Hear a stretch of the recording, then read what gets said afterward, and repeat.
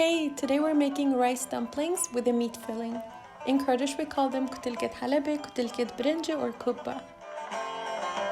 The dumplings are to die for, somewhat labor intense, but definitely worth it. The ingredients we need for the filling are 500 grams of minced beef. To make it vegetarian, substitute the beef with finely chopped mushrooms, 1 large onion, 1 bunch of parsley. Almond and raisins are traditionally used, but of course optional. Some salt and black pepper to taste.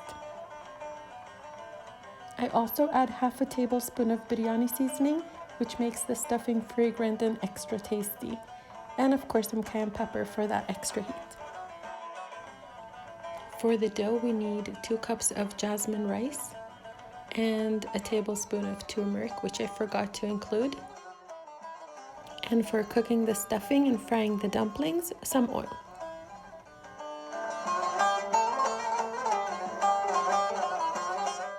Add oil to your pan and heat it up.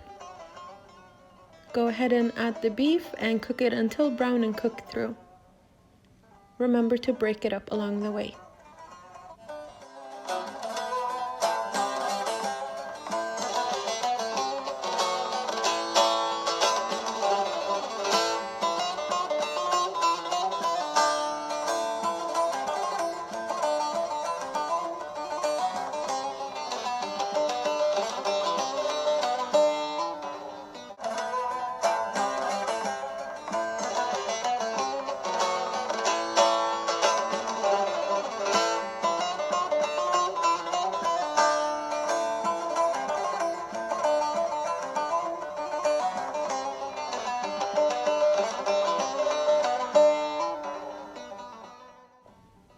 Add the onions and cook until softened.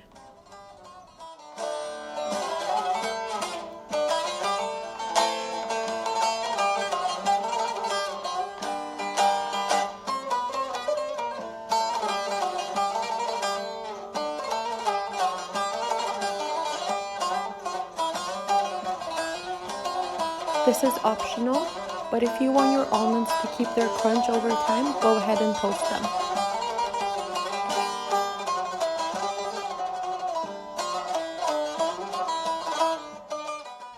Time to add your salt and pepper to the beef and stir it around.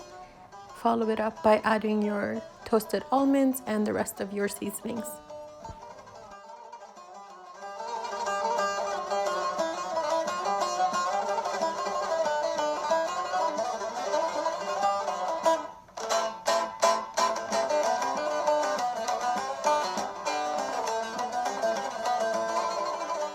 Before putting the stuffing to the side to cool down for the final step, add the raisins to warm through. For the rice dough, bring a pot of water with salt and turmeric to a boil. The turmeric is optional, but it gives the kutilks or the dumplings a nice color. Add your washed rice to the boiling water, bring the heat down, cover, and cook until very soft. I use 3 cups of water for my 2 cups of rice. Now let me tell you about the rice. I usually use short grain rice because it's starchy and turns into a dough easily. Today I'm using jasmine rice because, well, you know, the stores don't have everything we're used to lately. So I decided to experiment with jasmine rice since it's a more starchy rice. I loved it because I didn't need any eggs to bind the dough, and the kutilks or the dumplings came out really crispy. The downside was that it was a very sticky rice to work with. Long story short, you can use whichever rice you're comfortable with. I usually add the parsley to the stuffing when it's cooled down a bit, but still somewhat warm. This keeps the parsley from wilting down too much and keeps that pop of color that I like. Set aside to cool down completely. Check the rice. You'll know it's ready when you can smush a rice grain against the side of the pot without much effort. I'm going to use a food processor to make the dough, but you could also knead the dough by hand. Just wet your hands as you go, but be careful so that you don't get the dough too wet. This is the consistency you're looking for. Once your dough is ready, form your rice balls. Make them as small or as big as you want. Mine are around 43 to 45 grams each. Okay, now the time has come to make the dumplings. Make sure you wet your hands as you go.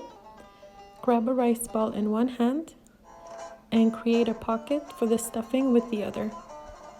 Rotate the dough as you go until you have a big enough pocket.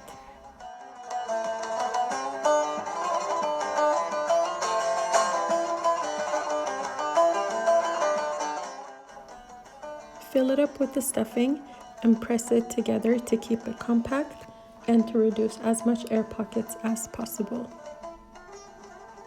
Close the opening by bringing the edges together and form them into oval-shaped dumplings. Make sure you press them firmly to get as much air out as possible while shaping them.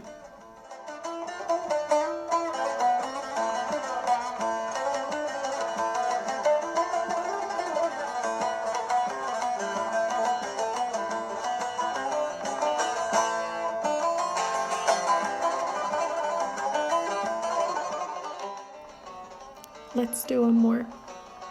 By the way, did you know that the name Kutil comes from kutan, which means lay down or layan, to hit?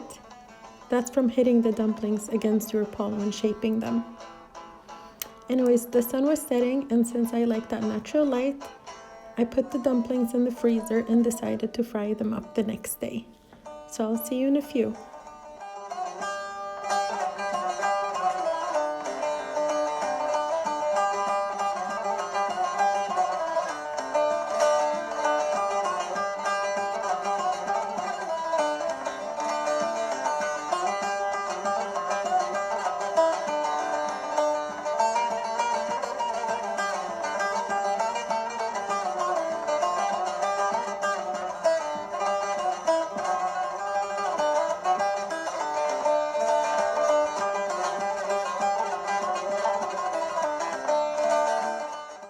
Alright, so I have some oil coming up to medium-high heat. You want a steady bubble forming around your dumplings once you put them in. I'm also lining up a plate with paper towel to transfer the fried dumplings onto when done. The dumplings have a tendency to sink way down. Just make sure that they don't get stuck at the bottom by carefully nudging them around. Another thing I experimented with was frying them without dipping them in an egg wash, and it worked out great.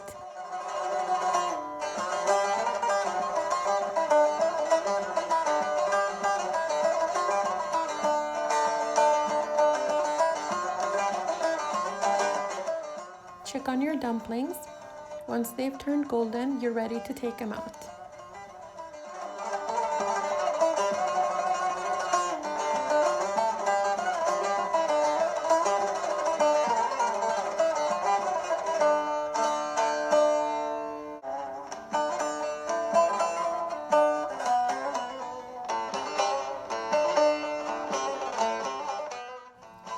Time to plate and have a photo shoot with these beauties. Hope you've enjoyed this video, and I'll see you on the next one.